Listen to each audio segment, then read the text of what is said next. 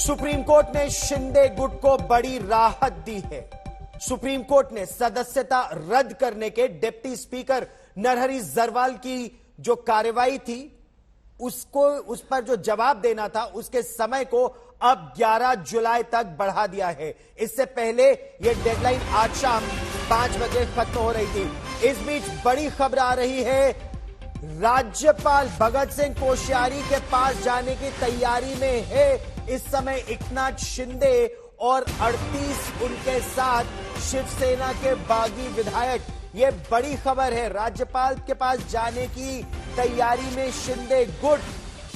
तैयारी उनकी पूरी। सुप्रीम कोर्ट से उनको अब 11 जुलाई तक की मोहलत भी मिल गई है, वरना आज शाम 5:30 बजे उनकी सदस्यता रद्द होने का खतरा उन पर था।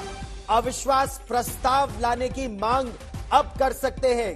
पहले ही सुप्रीम कोर्ट में एकनाथ शिंदे की अध्यक्षता वाला ये गुट, जिसका दावा है कि उनके पास 38 अपने विधायक और कम से कम 10 और विधायक जो निर्दलीय है उनका समर्थन है। अपने आप को इस समय अब से थोड़ी देर पहले दीपक केशरकर ने आज तक से खास बातचीत में कहा कि उनके पास लगभग 52-53 विधायकों का समर्थन है कुल मिलाकर, और वो एक अलग धड़े के रूप में, यानी अपने आप को वो शिवसेना बाला साहेब कहते हैं और उनका महाविकास अघाड़ी में विश्वास नहीं है। उन्होंने अपना विश्वास वापस ले लिया, मतलब विश्वास खो चुके हैं वो महाविकास अघाड़ी की सरकार में, और राज्यपाल के पास अब जाने की तैयारी में है। अविश्वास प्रस्ताव लाने की मांग कर सकते हैं, यानी महाविकास अघाड़ी सरकार अल्पमत में आ गई है इन 52-53 विधायकों के अपना समर्थन वापस लेने के बाद। ताजा जानकारी के लिए आपको सीधे लिए चलते हैं मेरे सहयोगी मुस्तफा शेख के पास। मुस्तफा, बड़ी खबर इस समय की आप ला रहे हैं, विस्तार से रणनीति समझाइए शिंदे गुट की। अब आगे की क्या है उनकी रणनीति?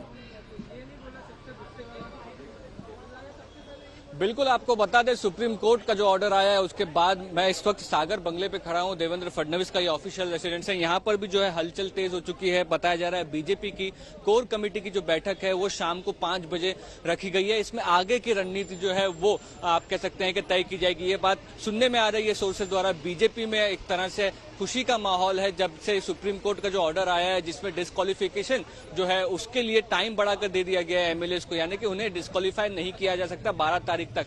तो इसका मतलब अब यह है कि आगे की रणनीति जो है वो एकनाथ शिंदे कैंप तय कर रहा है, क्योंकि सुप्रीम कोर्ट ने कहीं ना कहीं ये बात पे भी स्टे देने से मना कर दिया कि फ्लोर टेस्ट नहीं हो सकता है, वोट ऑफ कॉन्फिडेंस नहीं हो सकता है। इसके लिए तो अगर वो अप्रोच करेंगे कि एकनाथ शिंदे गवर्नर को एक ये बताने के लिए कि अब ये सरकार अब अल्पमत में है, इस सरकार के साथ बहुमत नहीं है, फ्लोर टेस्ट होना चाहिए, नो कॉन्फिडेंस मोशन मूव करेंगे, ये सारी चीजें जो है अब एकनाथ शिंदे के खेमे में है। अब ये देखना होगा कि उनका अगला कदम क्या होता है। अगर वो कदम नहीं उठाते तो फिर चीजें जैसी हैं वैसी की वैसी रहेगी कि जो जितने भी विधायक हैं वो गुवाहाटी में रहे, उद्धव ठाकरे इधर सरकार चलाते रहे। लेकिन सवाल ये है कि अगर एकनाथ शिंदे इस सुप्रीम कोर्ट की हियरिंग के बाद कोई कदम उठाते हैं तो वो देखना बहुत महत्वपूर्ण रहेगा। और जिस तरह की सुप्रीम कोर्ट की हियरिंग हुई है इस बात पर भी आपको बता दें कि ये भी ज्यादा से ज्यादा पॉसिबिलिटी इस बात की है कि अगर एकनाथ शिंदे किसी भी चीज के लिए मूव करते हैं तो जरूर उद्धव ठाकरे की जो सेना है, शिवसेना, वो सुप्रीम कोर्ट मूव करेगी और उस चीज पर, उस स्टेप पर स्टे लाने की कोशिश करेगी।